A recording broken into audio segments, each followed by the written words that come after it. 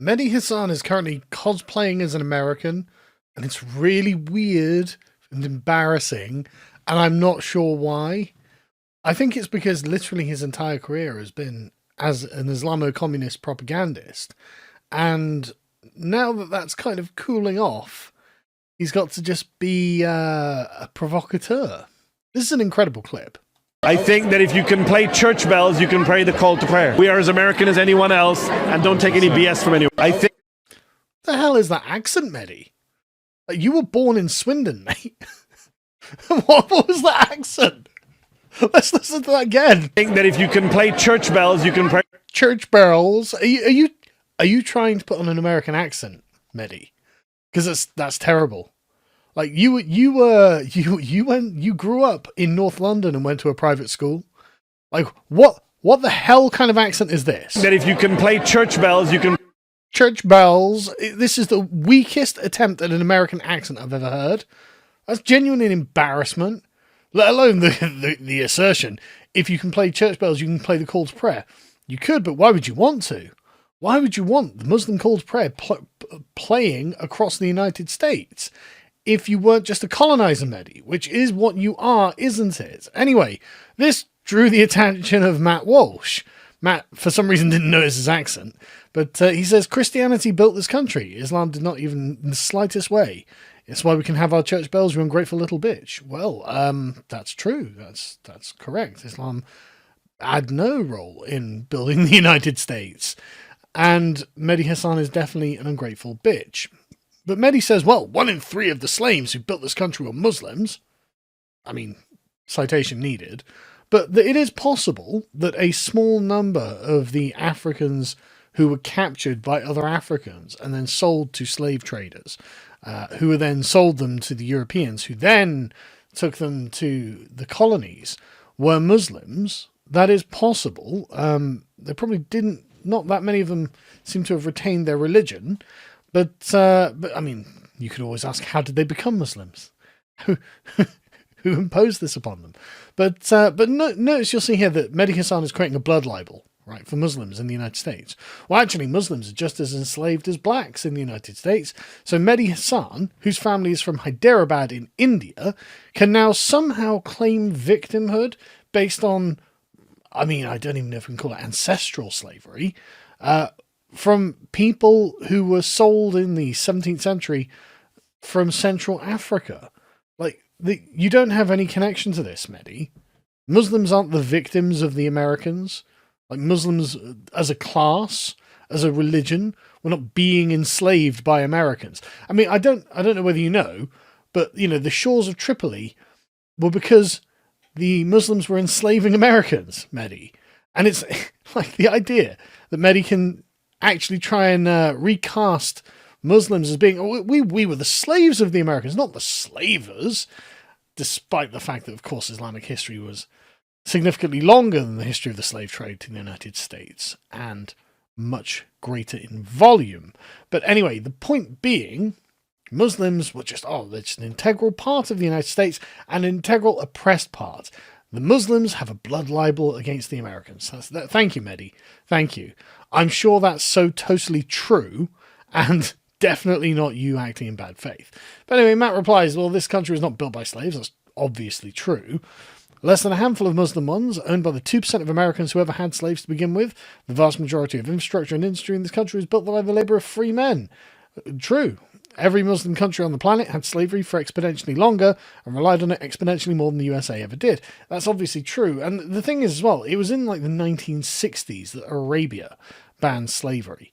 And that obviously, like you've got the latter half of the 19th century where the British were basically imposing anti-slavery on the Muslim world. We weren't having it. The Muslims wouldn't have done this themselves because, of course, in the Quran, this is legitimate, what your right hand possesses. So Matt is correct here. Matt is correct. Western countries did have to shut down the Arab slave trade by force. And say Western countries, the British did that. Look up the Anglo-Zanzibar War if you want to see the funniest thing in the world.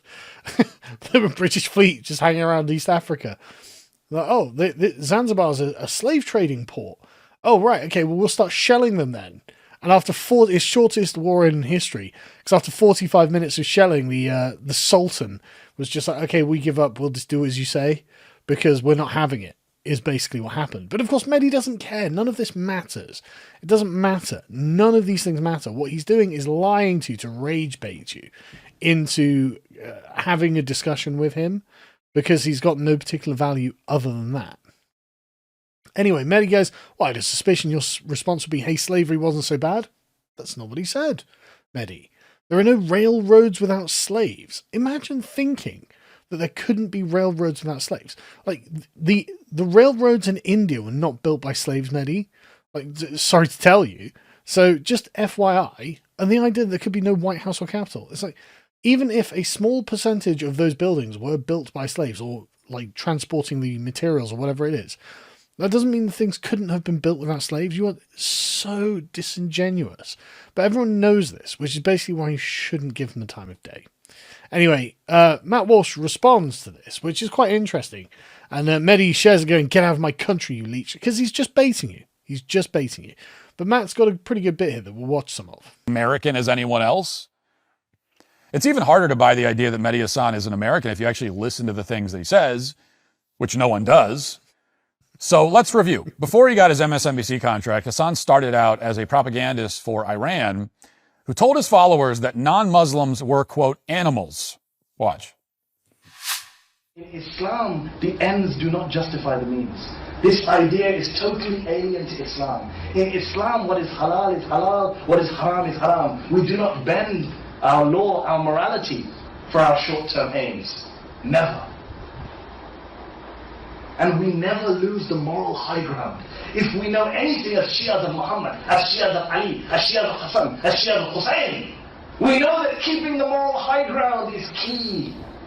Once we lose the moral high ground, we are no different from the rest of the non-Muslims, from the rest of those human beings who live their lives as animals, bending any rule to fulfill any desire. Well, that sounds just like an American to me. Nothing more American than that. Nothing more American than non-Muslims live like animals. So quintessentially American, like apple pie and Superman, isn't it really, Mehdi? But this is the point. Mehdi Hasan is a Muslim, an Indian Muslim. And he unfortunately grew up in Britain, where he was able to retain this kind of Islamic education. And now he's moved to America, and he's like, yes, I'm an American, with his bizarro fake accent. So really, like, it's kind of embarrassing, frankly, that we have to deal with this, that this is something that is given airtime. But apparently he thinks that I'm much more of an American than you are, Matt, and you're just going to have to cry about it. It's like, Mehdi, you're not American in any way, shape, or form. It doesn't matter what passport they give you. It doesn't matter whether on paper you can be administratively given rights to enter the United States. You aren't even British, mate.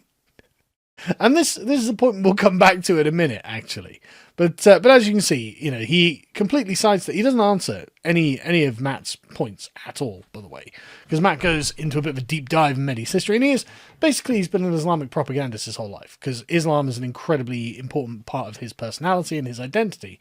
And as Matt points out, look, you didn't respond to anything at all, because he doesn't. Because that's not the point. He can't really debunk any of the things that Matt's saying, because Matt's just reading his own history back to him, which is obviously true. Because, I mean, like, Mehdi Hasan is literally just obviously the sort of children of colonizers, right? So he was born in Swindon, and then was to parents, Shia Muslim parents from Hyderabad in South India. So you can see why he was a propagandist for Iran, being the largest Shia country. He grew up in Harrow, area of North London. Then he was privately educated at fancy schools. And then he went into broadcasting because, of course, in the 2000s, 2010s, well, it's all diversity hiring, isn't it? And so he gets rocketed up and he works for Al Jazeera and The Incept. You can see this, he's just an Islamo-communist. He gets to NBC, MSNBC, to The Guardian, and now apparently he's a digital media company. It's like, oh, wow. So he's just exactly what Matt Walsh claims he is. He's a Hyderabadi Muslim who grew up in Britain and became an Islamo-communist and worked his way through the left-wing media. And now he is just rage-baiting people online because nobody wants to hear from him in any other capacity. And what's like really ironic is, like, if you go back to 2015, he's having an interview for the New Statesman, I think it was, where he's saying, look, I consider myself an indigenous Brit. What makes you an indigenous Brit, Mehdi? Oh, I was born in England. Oh, right, that makes you an indigenous Brit, does it? Because actually, you're not. You're an indigenous Indian. Hyderabadi, in particular, actually, is what you are. And that's where your lineage is indigenous to. Being born in Britain doesn't make you indigenous to Britain, actually, Mehdi. I know that's controversial, and you're going to have trouble accepting that. But that is the case. And what I find really amusing about this, it's like, yeah, no, I'm an indigenous Brit. Oh, no, actually, I've had an offer in America. I'm going to go over there. I'm just as American as you. I'm more American than Matt Walsh. It's like, Mehdi, you're just confused. And we know, really, that what you are is a Muslim subversive. And you're trying to do everything you can to damage the West. Right? Everyone knows that that's what you're actually doing. So we could dispense with the game, the pretense, because it's nonsensical. You're not British. You're not American. You're an Indian. And that's just the way things are. But anyway, people were like, you're not at all American, let alone more American than Matt Walsh, who obviously is an American. Don't be ridiculous, because that is ridiculous. And so Mehdi claims victory, going, tough break for Matt Walsh. Even on this far-right infested website, my video on him has had more than a million more views than his video on me. And he presented the claim that no one watched my stuff. And so basically you have Mehdi Hasan standing in a pool surrounded by pee, and everyone pointing at him going, oh my God. And he's like, ha ha ha. Everyone's paying attention to me and not Matt Walsh, who hasn't even pissed himself. So yeah, very good, Mehdi. Very good. You're very clever, and you've definitely outmaneuvered everyone. And everyone truly believes you are an American and definitely not an Indian.